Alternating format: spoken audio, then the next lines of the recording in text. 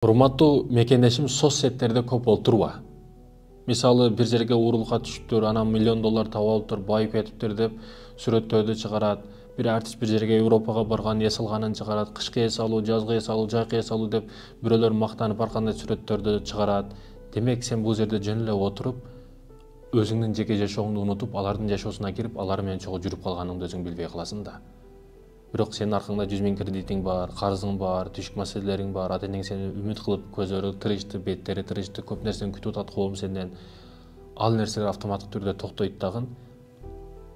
4-5 секундтук видеолор, 2 секундта кадрлар алмашып атат, 1 секундта алмашып атат. Андай видеолорду көрө берип, сен бир видеодо ыйлайсың, бир видеодо күлөсүң, бир видеодо кайгыга чөсүң, бир видеодо стресс болосуң, бир видеодо депрессия болосуң, ар кандай ситуацияларга кирип, өзүңдүн адам экениңди дагы жоготуп коюп атасың да. Өзүңдү жоготуп коюп атасың, тумандын ичинде жүрөсүң. Ошондуктан көп соцсеттерде отурба, бирөөнүкүгө кызыкпа, өзүң көрсөт. Сен көрөрман болбо, көрсөтө турган адам бол да.